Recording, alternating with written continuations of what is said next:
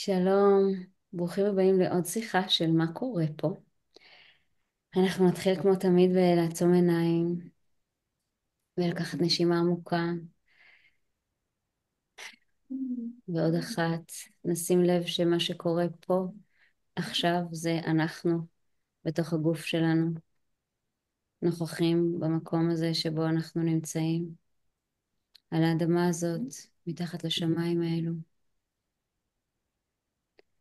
נשים לב שאנחנו בטוחים ונגיד תודה על זה שאנחנו חיים פה, על זה שאפשר ככה לדבר, לברר, לשמוע, לקבל מושג, תמיכה, עדות למה שקורה פה. נשימה עמוקה, ונפתח עיניים לפגוש את טון דר קרון. How do you do? Nice to meet you. Nice to meet you too, Ayala. So I will ask you, Dan, to say a few words about you, because I'm very lucky to have Yudan Miבר as a good close friend of mine. And you're one of the people he whispered in my ears that I have to speak to in this journey of me trying to get more perspectives of what's going on here. Hmm. Yudan. So I'm really, really excited for this. I don't know where it will take us, but to introduce you to Ton van der Grund. I think that I pronounced the name, Yeah, pretty good. Yeah. which he works with men with masculinity for the last, I don't know, 30 years or so. Yeah. And we had a really close connection when he came to Israel like 4 or 5 years ago. And we made like a really powerful space and workshop for men, for leaders. And since then, we stay in a really good connection in order for us to know each other as men in this time. So I really appreciate your work and what you're doing with men. And I'm really happy that to hear your voice in this time.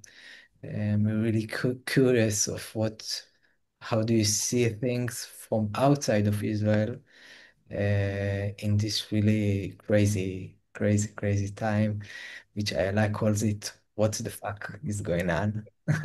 Indeed. Yeah. Yeah. What the fuck? Yeah. Yeah. Yeah. So, Thank Ton, I would ask you the question that I ask everyone I speak to in these days. What is the one thing that opens your heart in these days? Well, for one thing, at this moment is talking to you. Yeah, really, because I'm at the same time very excited and also yeah, like thrilled, but also a bit scared. In a way, it is such a sensitive topic to my heart and to you and to your culture. And it's I firmly believe that it is so good to reach out to other people and to other cultures and to other perspectives. Now, to give a background, I've been when I first entered the country, I was invited to give trauma healing in Gaza, which I did for about 10 years. So I've been working with young people there who had a theater. They run a theater in Gaza City.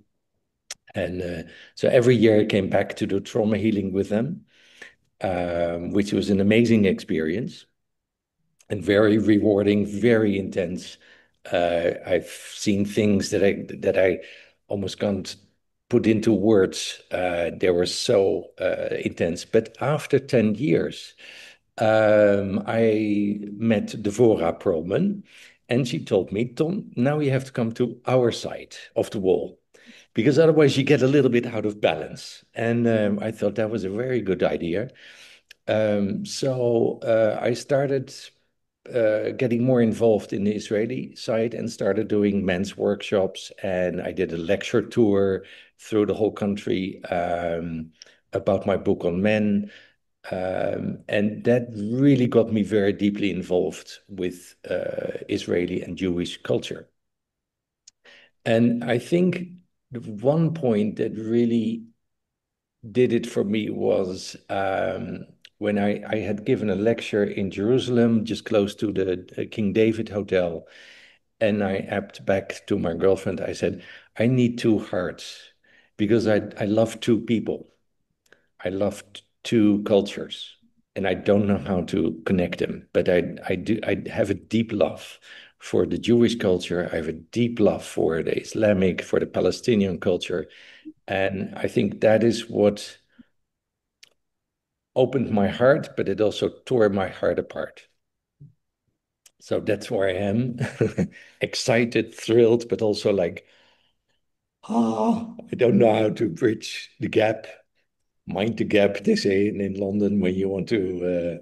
So that's where I am at the moment, like in the gap, um, not knowing, um, lots of pain, lots of sadness, and worry.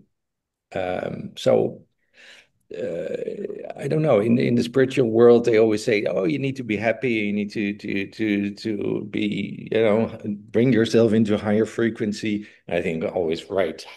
Uh, I'm mostly opened up by the deep suffering of mankind, and it brings me deeper into it.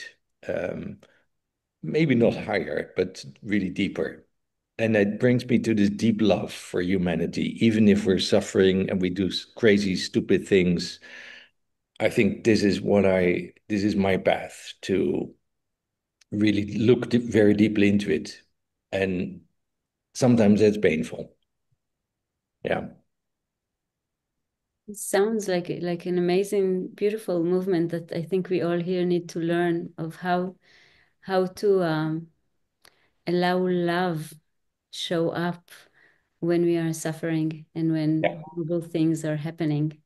Yeah. Let that flow and not anger, violence, and all the other stuff that we fairly do good. Yeah. Yeah. Yeah. So, what do you think's going on? What's happening? How do you see this since you know us? Yeah. I Yeah. mean, us two people, two kinds of people, yes.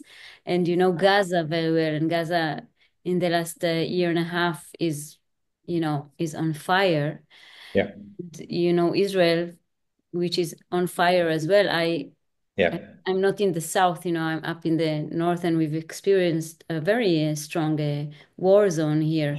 Yeah. I, what do you think is happening? And also, if you have any hint of the point of the acceleration that we see. So I believe there is a reason, or there's a purpose, or what is Yeah. it? Yeah. Well, I'd like to start with little steps, actually. And the first step that really triggered me was what you've done. You wrote, I think, more than a year ago on Facebook, something like, "We are being blind. We're like a blind," I think it was a mom with her blind son. And the blind son was walking through the room and bumping into everything, and the mom didn't intervene. She didn't warn him. And she only knew, I have to be there and he has to find his way. Otherwise, he wouldn't grow up and he wouldn't find his way in life. And I think that was a profound insight. Like, okay, you're walking as a blind man through life, hurting yourself, and that's how you learn. It's not such a very nice way to learn, probably, but it may be the only way. And I could relate when you wrote about it. Do you remember, Yudan, that you? Yeah, I wrote about how I experienced that spirit abandoned me in this Yeah, time. I was like blind, totally blind. And then the perspective is that she was always there, made me like reach out for my inner strength in order for me to find something new inside of me. So Yeah. it was connection with with spirit, with guide. Yeah. And I resonated very strongly with your image because I felt the same. I felt two sides. I felt the blind one trying to find my way through the whole story. And at the same time, I could also feel me being outside of Israel and being like the guiding spirit, like, okay, I see where you're going, and I'm waiting. I'm there, I hold you, and I wait. Which is a strange thing for me to experience, but it's like you care for somebody and you want to hold them, but you can't do a lot. So it makes you a bit of powerless, but at the same time, I felt like the only guiding light through it is the heart. Because we can have many, many thoughts about the whole situation and all the theories, but it's like the heart is holding space. So I think that's my first view on it. Like we need to hold space, and that's what I asked many times people in the West and in my community, please hold space for everyone involved, all the parties, all the different aspects. Hold space. Don't pour oil on the fire by taking a side, by saying, oh, this is the right or that's the wrong thing to do, etc. Because it's very hard to know actually. Especially when you're in the West, we all know what's best. The Dutch are very good in it. We all know what's better.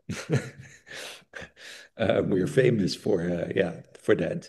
But I learned really to hold your opinion and to see, yeah, maybe you don't know the whole truth or the whole perspective, or like you said, Ayala, it's a pyramid of perspectives, and maybe we're on one level, or maybe we're on another level, but we might not have reached the top level. So, yeah, many ways to look at it. So what is the thing that, you know, from a local perspective, with everything gushing in such a way, what is the thing that, you know, me or any other person can, because I am on one side, yeah, with all the pain that I can feel, and I do feel, for people in Gaza and what they're going through. Yeah. When I have been bummed here on, you know, running with the hose to wet the trees around so we're not catching fire. What can I do with my heart to not to hold space in that way? To hold space for everything, for the people in Lebanon that are maybe trying to avoid Hezbollah or supporting Hezbollah while they're bombing my house, and the people in Gaza that are maybe whatever, you know. So we are talking about something that is, you're taking me down to the heart level. Yeah. But I think that we need some, I think that our hearts in this country, they don't have the, how you say מיומנות, Yudan? Maybe. Not ability. It's not that we cannot, but we don't have the skills. Yeah. So how does one learn this skill, and what would be a way to, if this is our mission, how can we do that? Okay. Yeah. Well, funny. It brings me to a thought that I have, and that is that I see Judaism and Christianity and Islam as three parts of a body. It doesn't really completely work out that way, but I see the Jewish culture as the head, as the connection to the cosmos. Very, very wise, very intelligent, very learned. So there's genius in that. Now, Christianity is more always focuses on the heart, on forgiveness, loving your neighbor. I mean, that's what we were brought up with. We don't do that all too well, but that's basically what we are trained to do. And then Islam is very much the belly and the hips. It's connected to the land. It's very basic. It's simple without judgment, but it's I always loved the simplicity of it. They don't go with you into talks, very elaborate talks. What they do is they sit with you and have tea and a shisha. That's basically what it's all about. And what I also feel, if by seeing it as one body, it belongs together. It's one story. It's also the three books are one story. Because it's the same prophets, it's the same people, the same stories that are mixing with each other. And to me, it's like one puzzle in three parts. And I only understood my own part when I talked, for instance, with Devorah. I had long talks with her about Judaism, or with Iran, is a friend from Jerusalem. And it finally made sense to me that I was brought up with the stories of the Bible. But then I got this Jewish perspective, and thought, now I finally understand what this is all about, because I missed some sort of part. And the same I had with being in Palestinian culture, being in Jericho, being in Gaza. I learned so much about the situation on the land that I thought, now I finally got the whole story. So to me, it's like seeing the total of things, and that it all belongs together, and that we are struggling to see the oneness of it. So I think that's a line that Devorah once told me. The answer is one. I asked her, so how do you see the whole situation? She said the answer is one. And I feel that too. There's, from the separation and duality, the only solution is that we're all one. Now, what happens is, since we're blind, we only see the separation. We see we're individual. We're bumping up against each other. We're bumping up against another culture, and that hurts. And we also see that more separation won't lead us anywhere. We won't get there. It's going to hurt us more and more, and we get deeper into the quagmire of the whole situation. It's a disaster that's unfolding before our eyes, and it hurts everyone on every side.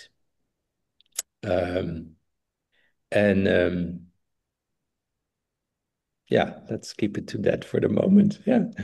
I have a question for you, Ton. So I remember that you were talking about like guilt, shame, and blame as three parts of Christianity, Judaism, and Islam. Yeah.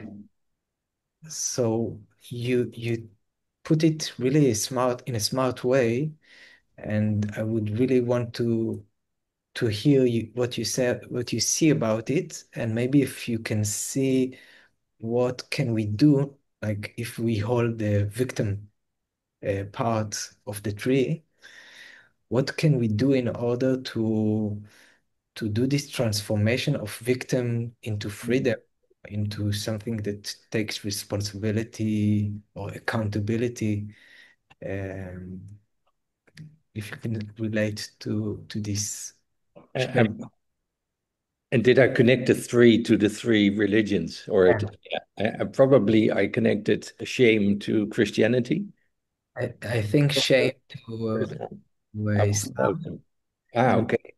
blame to Christianity, and victim to Judaism. Yeah. Yeah. Shame because like there's a lot of covering. Yeah. Yeah. Yeah. Very strong one. So actually, if we are looking at, so we are these three religions, and thank you for just saying that. Okay, three religions. It's not really about Israel and Palestine. It's not really, it's really about the core beliefs of this planet Yeah. joining, clashing Yeah.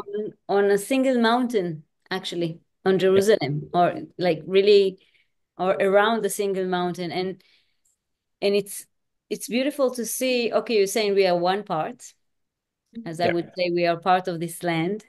We are a being of earth with us little fingers believing they are Jews or Islam or whatever, walking on it. And then you say this whole part contains shame, blame, and guilt. Yeah. And Yeah. so could that be a key for us? Well, I think there are a couple of keys in here. Like for one thing is like you can only grow or learn when you recognize the other parts, when you know that there's a totality. It's not your part that's the whole thing. It's the whole cake. You need the other parts of the cake to understand the whole puzzle.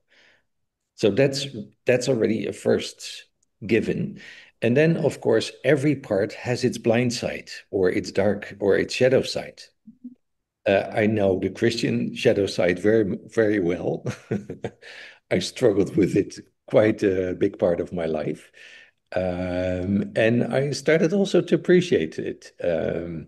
But when I was young, I really didn't like it at all. I wanted to get out of it, out of this whole Catholic upbringing, questioning many things. Um, and like I said, when I look at the Jewish culture, there's this genius, but it can also be without a heart, where it can be righteous, but it can also become arrogant. That's the power of the head. We know, what's right, but you don't take into calculation what others feel or experience. So that's the shadow part of the head, which I know also very well. It's very funny. I once said to somebody, it's easier to love Palestinian people, but I recognize myself more in Israeli people because I'm also this part from the head. I look at things. It's not always my learning path is with the lower part. So Islam, to ground, to go down, and of course there is the shadow part, which could be shame or not being elevated, not being opening up to a broader perspective. Islam is a very closed system in a way. So they need to kind of connect to the head to open up and to see, hey, there's more than our own little place or little culture. So I think all these three, you can learn from them. And there's so much to explore. And that's what I did over the last 25 years, which really helped me actually and started to love. I think that's where the love comes in. You start to love and appreciate the differences. And it's beautiful. It's really amazing this perspective because Israel really rules the sky Yeah, and the Arabs really rules the tunnels inside the. exactly. Ah, wow, that's an amazing Wow. insight Wow. you've done. Yeah, it's true. Yeah. Yeah, yeah, And um, so we say Israel rules the air and Arabs rules the tunnels, but I just want to say it out loud because I know you two men know it for sure. Um, Israeli men rules the sky, and Arab men rules the undergrounds. yeah, yeah, And and I want to say that as women, we are kind of in between those worlds. yeah, I come from a mother perspective. Um, and from the land perspective that is being like excessively or like very strong, intensive damage to the land. Literally, just on the physical level, the forests, the bombs, the shaking of the earth, all of that stuff. So the mother itself is being bombed, and if you think of the mothers that are sending their men and their children to war. So there's this middle layer between the sky and the underground, and I want us to look on something that is happening really right now. Because I actually thought our conversation will be about Iran, but just really recently, in the last, I don't know, maybe 48 hours, we have young Israelis that are living in the occupied territories, or however people call that area, young teenagers, okay, or young people that are actually kind of fighting not only the Arabs there, but the Israeli army. Israelis, kids fighting the Israeli army, okay? Okay. Crazy. So we haven't seen that yet. It's the first time, I think, ever that it's been such a thing. It's like we have a little intifada of the Jewish young people that live in the occupied territories against the army, the Israeli army. Yes. So are those Young settlers who turn against the Israeli army? Yes. Oh, that's a new. Yes, it's a new thing. It's a new event.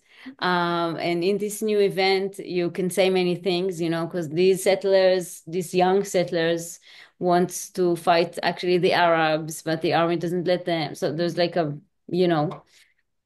but I want to look about on these young people. So this war is, we might have very old generals that run this show, but this war is actually happening through our youngers men. And these that were brought up in Palestine, in Gaza, in Lebanon, wherever, in Iran even, by the Islam, and these that grew up in Israel by not only the Jewish culture, but mostly by the Israeli culture, okay? Because we are not religious people. Me and Yudan, we're not religious people, and yet our young people are going to fight. And so I just want to see your perspective about these mothers, young people fighting. How do you see this happening? And also where is there a chance to open this a bit? How do you see that? Well, I think we slowly approach the masculine part of the story, which is, I think, very important to look at. But the first thing that it reminds me of a moment when I was in Gaza, and it was a Friday, and they just started the Friday marches for freedom, I think it was called. They would walk towards the fence couple of years ago, I think 2018. And what struck me, I was going there to watch. I wanted to know what was happening, and the image was on my still in my mind. I could see there was a sort of kind of a festival-like atmosphere. The people who were watching, and then I saw the young boys running into the field, just wildly running towards the fence, being shot by young soldiers behind the some sort of earth. And then I thought, that is really weird. Like young men that go out to just be killed or be shot or be maimed, and the young soldiers who are being the perpetrator, but are being hurt as well because they have to live with what they have been doing. And the older men just doing nothing. They're kind of looking at it. And I thought, why are the older men not intervening and saying, this is not the way we're doing this? We should stop this, stop it. The old men from both sides. So what we're lacking is the elders that act from wisdom. And what we have as an example right now is leaders, older men, that show a terrible example of being masculine, to be honest.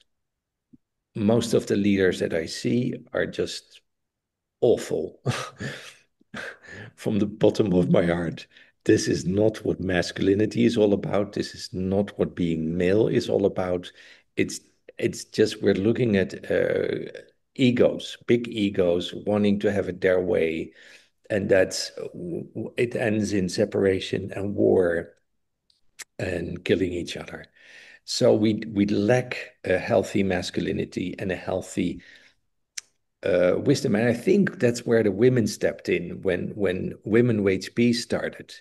I remember the story of trying to get her name, Lily, don't know her last name. She was a mother, 2014, and 2014, there was this 50 day of bombing in Gaza. And she said, this is enough. You know, as a woman, as a mother, I don't want this. I don't want my son to go there. I don't want him to be killed nor kill anybody else. And she went for a hunger strike, I think, for 50 days. And after that, she started Women Wage Peace. And I felt very drawn to the whole movement because I felt like we need the women to step in, to tell the men this is not the way to do it. And I think that's what we're seeing at the moment. We see men go wild, go rogue, with crooked leaders, both on the Hamas side and Israeli side. And we need the feminine perspective. We need the feminine wisdom to go to the heart, like you said, Ayala, to feel what does it do to us actually? Can we feel the pain? I think that's where the men's works has its role, for men not to go outside and to solve problems, but to go inside and to ask our own hearts, how do I feel about this? Where's my wound? Where's my inner enemy? Where's my inner war? And it brings me to this story, Yudan, you will probably remember that very well, the men's workshop we did in Pardes Ghana, Farm of Love. We worked with a mythological story. And that was the story of the Minotaur. Now, it's a Greek myth. And very shortly, the myth is about a monster that is inside the labyrinth, in the middle of the labyrinth. And there's a hero, Theseus. He has to go into the labyrinth to kill the monster, because the monster eats children. He needs every year, he needs 20 young Greek boys and girls to devour. So the hero has to go in and kill the monster and release humanity from this evil. And what I did was, with this men's group, I think we were about 24 men, mostly leaders in men's work. And I told them the story, and I said to them, the assignment was, you have 24 hours, and the assignment is kill the monster. You have to kill the monster. So you're smart enough, you know the story, go for it. And then something which I hadn't expected also came out, that I think it was 2:00 in the night, and people were sitting around the fire, completely fucked up and fed up. Somebody said, I've never had such an awkward workshop. What a silly thing is this? Kill the monster. What the fuck is this? And people were very upset. I think two left, two men, or they didn't join the evening session. And another man remarked, look at us here. We are the most advanced spiritual men from the country. and we're fighting each other. We only have arguments. We don't know what to do. We're in this labyrinth. Ton, you put us into this labyrinth. We can't get out. We don't know the solution to the whole thing, and we don't even know the how to get out of it. And then one man stood up and he said, I understand. I think I understand where we're heading. The monster is us. It's our fear. It's what gives us so much fear. And that's why we start to attack. That's why we start to kill. And coincidentally enough, in that weekend or in that night, there was some bombing in Gaza. So we got very aware, like, oh, so we're fighting not only our enemy, but we're fighting a monster. And the monster is us. And I think that was a profound insight. I think we were all shocked by the insight that night, like, oh shit. So what we try to kill is ourselves, basically. And yeah, I realized it was a very deep truth, and I think we needed a lot of time to integrate it and to see, okay, so what we're looking at, this whole war, is a fight with ourselves. And I think for me that becomes more and more clear.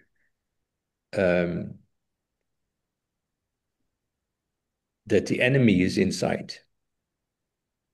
And it's a difficult concept. It's a very difficult concept. Because that means you are the perpetrator, as well as the victim, as well as the savior. So the three are together. But you have to look the three in the eyes, and you have to look the monster in the eye, which is yourself. You have to look the victim in the eye, which is also you, and acknowledge that. But luckily, we're also the savior. We're also the hero.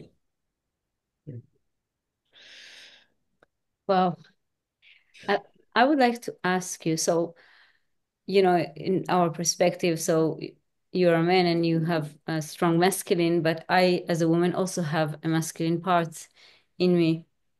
And so I would assume I have the same monster inside. And I totally resonate with we need the women to step in. Yeah. But what I see, I've had the experience of, I don't know, maybe a year ago it was. I was contacted by, there was a gathering of all the women organizations of Israel, all of them. Okay. Yeah. Wow. They have asked me to conduct a ritual, a ceremony on the Gaza border for peace, for ending the war, for bringing the hostages. And so the beginning was, we are all together for this. We Yeah. need to make our voice and to make our voice together. And so we went into a process because I had to conduct a ritual. Yeah. But then every word you would say one organization would say, no, we are not here for peace, or we cannot speak, we cannot have Arabic speaking, or we don't want to stop the war. We only want hostages. Okay. Yeah. Yeah. And one of the things that I realized during this time, so I'm not an activist, okay? I don't believe in it's not that I don't believe, that's not something that I meant to do. But I do I do work a lot in gathering women together and praying together and creating space for women to hold whatever is happening, to hold space together to whatever is happening. So my work was to try and see how we can be together anyway, even though we're totally different and we think differently. And it was down to what can we actually conduct in the ritual, okay? Yeah. Use drums, can we sing which song, and like all of that stuff. And what I noticed is that the leaders in most of these organizations, in order to preserve their point of view or their mission, the mission that they took on, Yeah. it kind of felt like the women put on pants. You know what I mean? Yeah. Yeah. and I don't know if they put the right the which kind of masculine pants they put on, and I don't want to judge this, but I do understand that as a woman living in this situation, I do need to treat my masculine somehow. Yeah.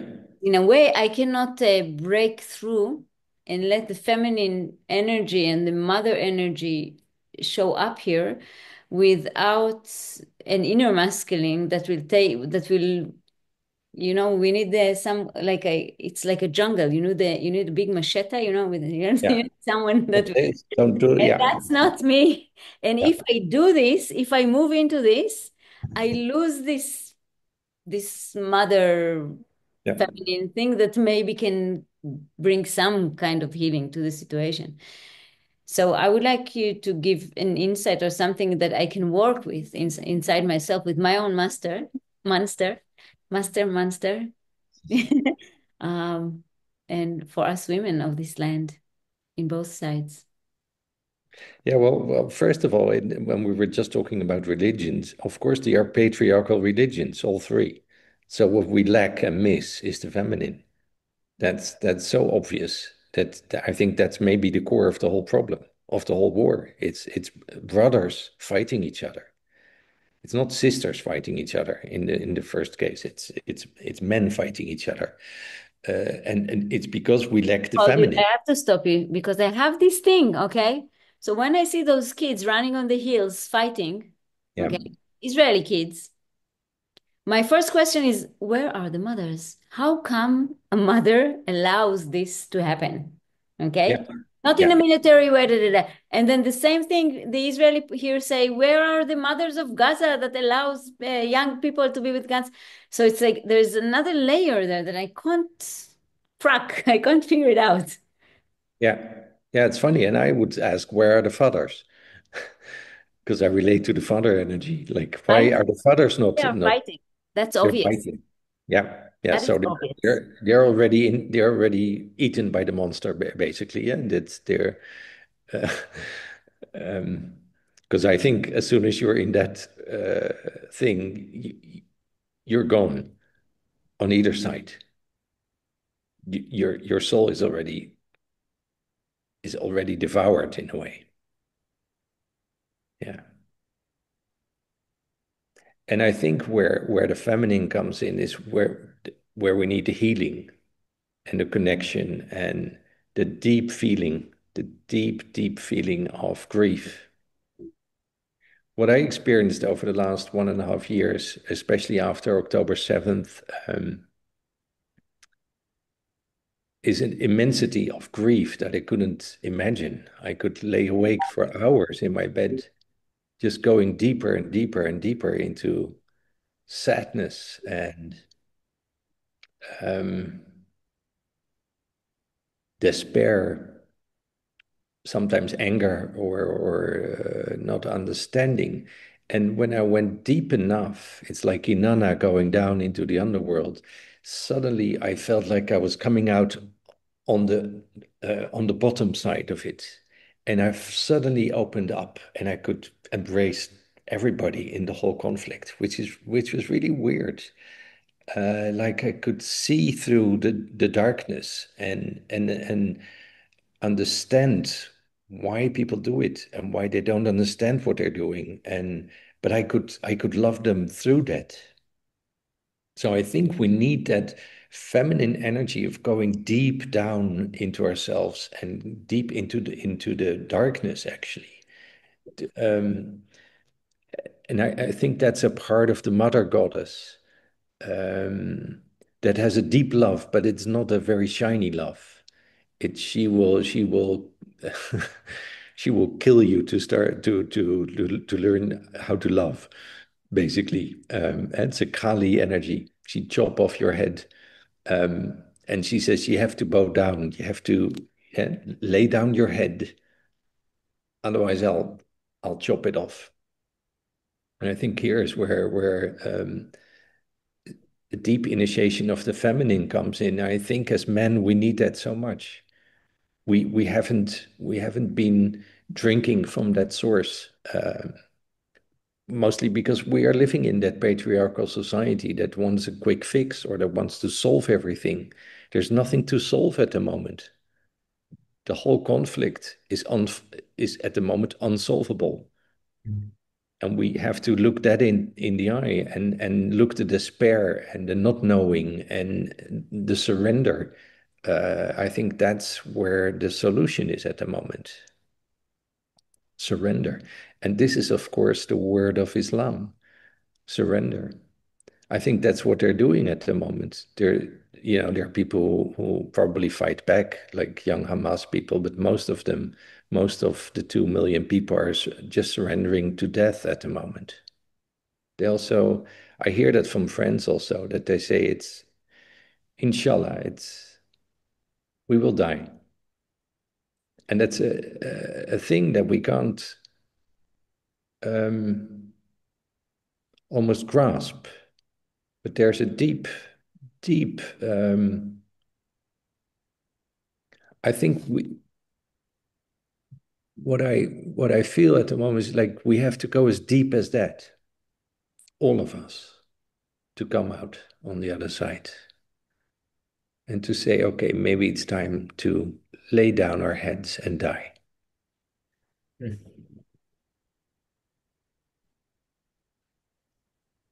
Wow.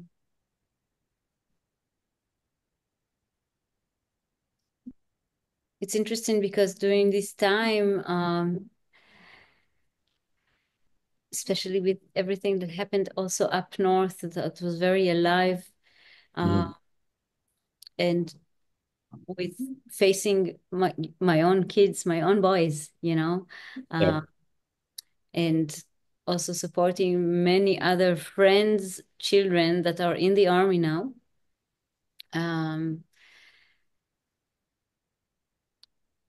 So the bottom that I have come to is okay, I should go, basically. That's Yeah.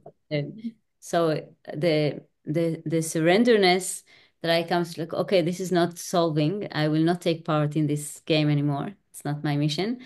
And ciao, yalla bye, we say in Hebrew, in Yeah. Arabic actually, yalla bye. Um, and there is something about this abandoning, because it is abandoning, Yeah. In this surrendering that actually leaves a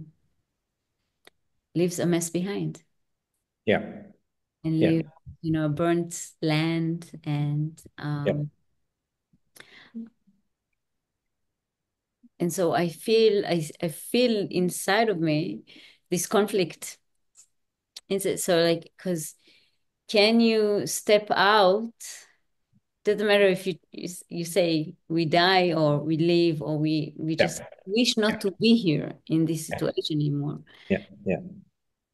Without in a moral way, without abandoning a ship that needs saving and you're not there to save it. And the fact that I don't know how doesn't give me a free ticket out, like it doesn't calm my heart. Okay, I messed up. I don't know how to fix it. Yeah, bye. Like it's not. Uh, I do realize that it's me who messed up. We live you've been to the Galilee Mountain. We live here in peace among Arabs and Druze, Yeah. Christians, Muslims, and Yeah. we live good. We have good life here, really good life. Yeah. A privileged life of good neighboring and good support. Yeah. Really support. We support each other's lives. And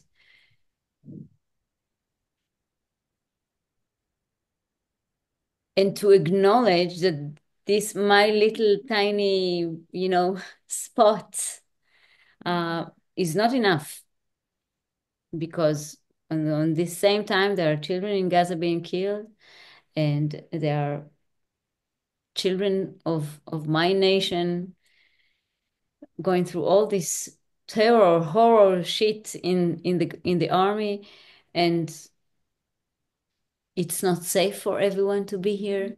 doesn't matter, on civilians, I mean, doesn't matter on each side. The fact that I am well here brings more blame than joy. And the fact that I can go and live brings so much guilt. And also it's like it's a heartbreaking move. Yeah. To be this, I'm me personally, I'm ninth generation in Israel. My family is from Hebron. It's like this is my land. I have my deep roots here. Yeah. Yeah. So for those who are wishing death to come, and for those who are abandoning the ship, I would love to know if you have. And again, there is this like I'm looking for this masculine thing can bring aid or lead the ship, or I don't know, even just give some breeze to the wings. Yeah. Right. But the first thing, what you just expressed is this death or this letting go, or I think that's a very healthy thing.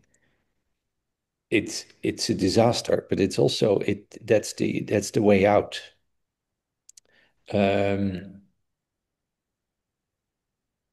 Because the other way is to keep holding on, and to say, no, we have to find a solution and we have to solve it and we have to fight and we have to, that's leading obviously nowhere. So that's not the right direction. So we need to go into the opposite direction, which is letting go, death, dying, and surrendering to something that we don't even know what to surrender to, actually. But I do feel that in my own life, when I do that, there's something else opening up. And that's where I think where the mother, when we talked about the mother with the blind son, she's waiting for this surrender to happen.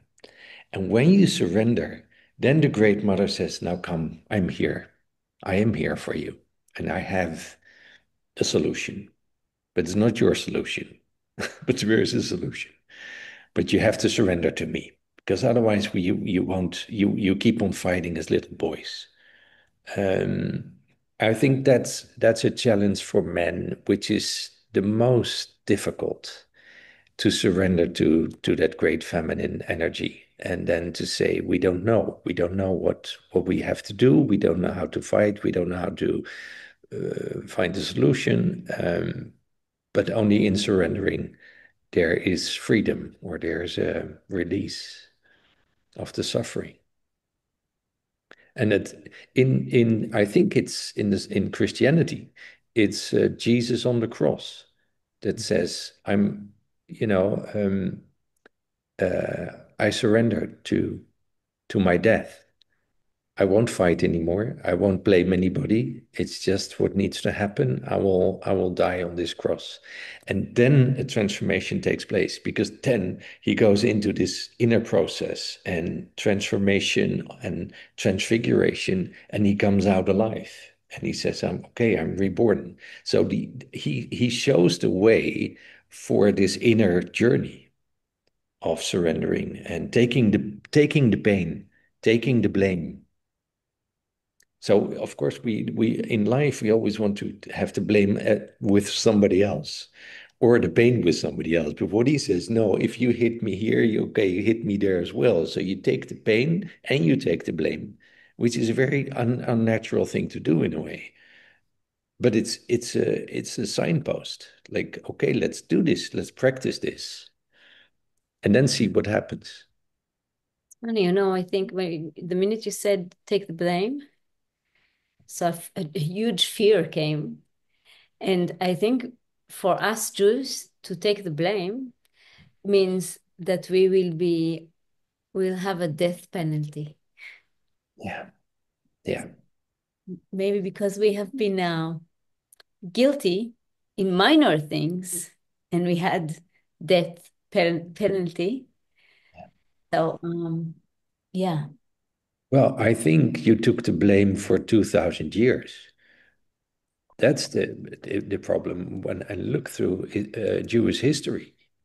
The Jewish people always have been taking the blame and the pain. And I think at what is happening now is that they say, it's enough. We don't do that anymore. Somebody else takes the pain, but not us. Because it's been going on for such a very long time up till the Holocaust. So I can understand that there's this reaction. But this is also where I don't know how to phrase this in the right way. There's the story of, and you know this better than I do probably, but the chosen people. And why are you chosen? Because I take that seriously, is because you can take that. You can take that responsibility. You can take that blame and transform it into something else. And to rise above it. So you eat the poison and you change it. It's the hardest thing to do because nobody wants that. Nobody wants to have that role. We have a game. I don't know if you have that too in cards. It's called Black Pete. So you have all these cards, but there's one card which is Black Pete, and the one who ends up with Black Pete, he's the loser. He's the loser. So nobody wants to have that card. And they all pass it on to somebody else. So that's the whole. And I think this is the game we play. We always want the blame to be with somebody else. And what we are talking about is no, we take the card, take the blame. And what it brings up, I think it's very powerful, is this huge fear of, so what happens when you do that?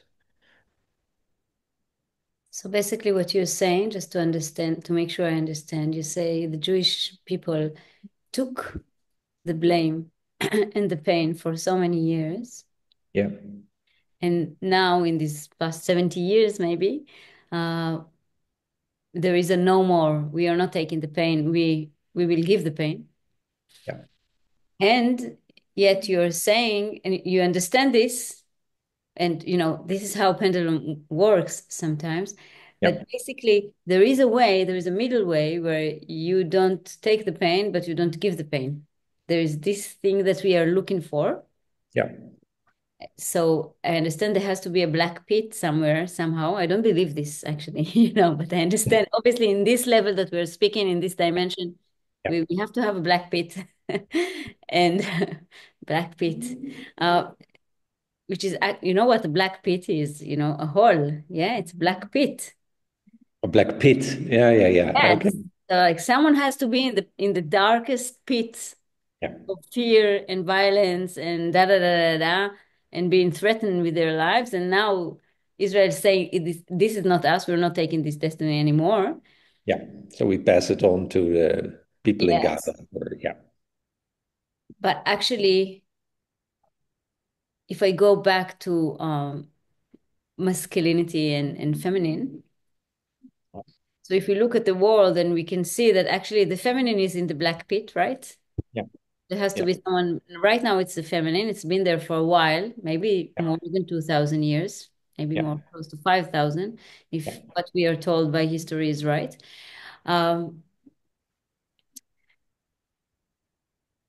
And so, again, coming out of this pit by surrendering women, I'm looking at this again. Okay, so how is it the same way, the same turning point? So just say, all right, send them to the army. Let's go for it. Let's even play.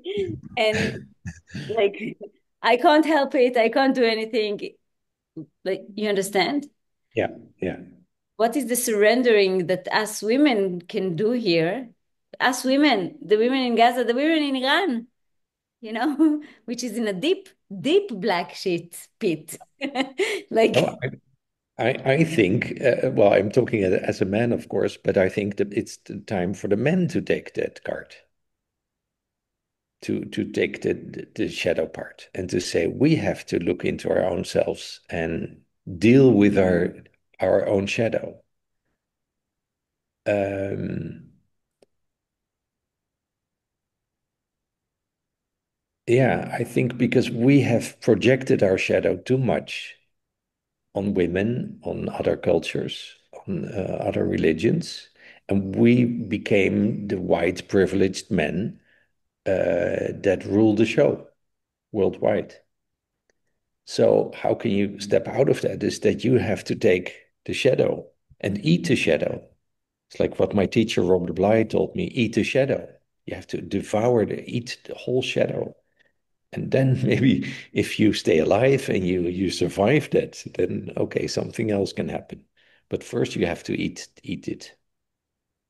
Yeah. And I think it's something for men to do. I don't know what's the role for women at this point. Probably different. Maybe to lead. Maybe to educate men from childbirth, you know, For instance, yeah. to Yeah. do this thing and to connect to the hearts. So, you know, I live in a country that educate men to go to war. This is Yeah. like very clear education. They don't give them guns in kindergartens like maybe they do in Gaza, but yet our kids are being Yeah. driven towards the army and also by law, you know. It's like Yeah. you Yeah. don't have a chance or a choice. Um, Oh, yeah. What makes me think of my friend of Jerusalem, he was an officer in the army. And at one point he said, "This is going nowhere," and I step out. And that was for him like a death. Like he had to die to the expectations of his parents, his family, his whole culture to say, no, I don't go there anymore. And it was really difficult for him to have this, for a man to not fight, not protect your culture, your kids, your family, etc., and say, no, I'm not going to do this, which is really cutting off your ego, cutting off your head. Also cutting the strings of your belongings. It's like Also, I'm not part of you anymore. yeah, yeah, it's quite a drastic thing. And I remember one day that we were on a boat in the Amazon and we were discussing the news and something came up and then he started crying and he said, I lost my country. And I think even my whole country is gone because I can't see it going anywhere anymore. And he was really sad about it. Like, and he said, my parents moved from America to Jerusalem because they believed in Israel and they wanted to make it work. And he said, I can't see it work anymore. It's gone. That whole dream. And it was a very sad thing. Like, oh, how painful, because I think everybody believed in it, also in the West.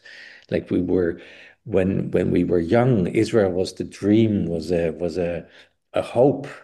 I remember when the first time that Israel won the Eurovision Song Festival with the song Hallelujah. You remember that one? I mean, everybody was incredibly happy. And the last two times, we were just afraid that Israel would win because we would feel so awkward about it. So it's for all of us. It's like to accept the illusion or the disillusion. Like, oh, this is not where we wanted it to go. Yeah. Wow. So if we look at the larger scale, saying, okay, we have a very masculine world and we need to balance it with the rising of the feminine, or simply just the surrendering of the masculine, do you think we're going to make it as a world, as a world culture? Are we going there really? How soon? What can we expect? What do you see in the future? No. Not happening? That's amazing. These talks that I'm doing, it's like I get bangs, bangs, bangs, bangs. Not happening, huh? Okay, I'll tell you why. So I have these talks with my inner guide, a very strong connection. And so one day when I was giving a lecture and I asked my inner guide, so what's going to happen? Are we going to make it? Same question. And he said, no, we're not going to make it. And I thought, gee, that is really awkward. Like I've been given my whole life to this whole thing, and now you're telling me we blew it. It's not going to work out. And and then I got this answer or this realization that in the face of death, you give everything. You start to you have to give everything. It's not giving up. It's you have to accept the death and do it anyway. And then maybe then there's a way out. But first you have to acknowledge that there might be no solution and no salvation and no anything, because that's part of dying, is that you have to give up. And in the giving up, there's something else happening.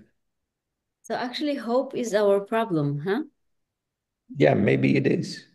Yeah. Maybe you have to give up hope. Wow. Yudan, are you ready to give up hope? I think what I can take from it, it's not like there's hope and there's despair. So how can I live and believe in life without the two of them, like without despair and without hope, and knowing that facing the death, the fear of death, of dying, is the like the tunnel that we have to go through. So this is what I'm taking from your words. It was really inspiring for me. Um, so how can we live without hope and without despair? Yeah. And that's the way out of the game. Yeah. Of course, we're in this game with this Black Pete. We don't want to have the game at all, but to get out of it, where do you go? To say, okay, give me the card. I chew it, I eat it, and the card is gone. Mm. But Wow. how do you do that as a culture and as a whole people, actually? It starts with first one saying, okay, give me the blame. I remember one night I was in Gaza in the hospital, in my hotel in Gaza City, and I had been working during the day with about 20 women from that theater group. And it was difficult because I couldn't reach them. I didn't know how to do the right things. And at some point, they told me, Ton, it's you're coming from your Western mind, but you have to surrender to our position because we are in a sort of a prison in our clothes, in our marriage, in our religion, and we're in the prison in our land. So how do you want us to be free to come out? So you better feel how we feel, and then you come with some sort of good advice or anything. And I really understood, like, okay, I have to move towards them. And then in the night, I remember the lights went out. There was no electricity. I only saw this red dot of the television, and also that went out. It was pitch dark. And I could feel the the goddess, the mother goddess. And she was furious. She was like blazing fire. She was so angry at men, at the war, at the suffering, etc. And I thought I was the good one in this, but she turned her anger to me first. She said, "You first." I thought, "Oh gosh, this is terrible." And I went into this very dark energy, despair and suffering, and so she, in a way, she killed me. She killed the good part of me, and I let that happen, and I went into it. And then after that, I got this incredible life passion and deep love for these women, for the whole situation, for everything. but not anymore from my Western masculine perspective. And then I was with the next day, I was with the women, and I put some flowers in the middle and some fruit, and I said, you just lie down. I put up the most beautiful music for an hour, and they went into their process, and then they started to talk, and they gave me all their stories and all their sharings about how they survived and how they went through the darkness. And that was like it was a gift to me. Wow. Wow. I want to thank you for having the urge to come and create healing here. I think me and Yudan, we are, because I'm talking really about living, and Yudan is always saying, like, we have to stay to heal this. And this is like, can we heal it? Should we heal it? Should we let go? So it's really inspiring to see someone who doesn't have to be here and work here and touch this pain and touch this horror, showing up and showing up for both sides. It's really inspiring. Thank you for doing this. Thank you, Ayala. I would like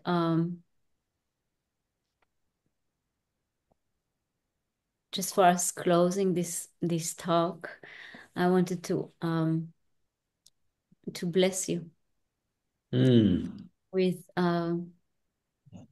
with deep peace of your feminine and masculine inside of you, and with deep inspiration for you, for your work, coming from the earth and coming from the sky to meet in your heart.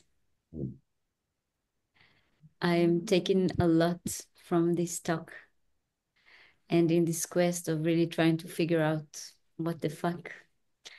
I come back again and again to the fact that all we need to do is make love and rest and let someone else handle this situation. Yeah. But I really appreciate this time together that we can connect and receive. I take from here an allowance to be in this deep pit. I feel it's a deep shit pit, you know. Yeah. Like we have in rainbow gatherings. We make a hole, we put all the shit inside so it doesn't pollute everywhere. But like just to really actually decide to dive into this one. And I also want to say, just for everyone around, so this past week, I'm supporting a family where the father is dying now from cancer. And this past week, because this is not really my job and I don't have experience in that, I came to realize that basically what we need to do when we let go of life is to simply do like they do in Ho'oponopono. I'm sure you know this. Just these 4 movements Yeah. of love, of gratitude, of forgiveness, of regret, simply to be in that. And I feel the story itself is dying. I don't know what will happen with the land. I don't know what will happen with the people. But the story itself is too old and it is dying. Yeah. Yeah. And so I bless everyone who's listening to this conversation to move through these four gestures of gratitude, of love, of forgiveness, of regret. And may this be part of our surrendering to whatever is next, to whatever is happening. This is the first talk tone that I actually really hold myself not to burst into actual crying out loud. So thank you for opening my heart again to feeling this. Yeah. The Thank same. you so much, Thank you Tony. so much. Yudan, thank you so much for this encounter, for getting us together. your support is blessing this land really greatly. I appreciate you so much, brother. Thank you. Thank you.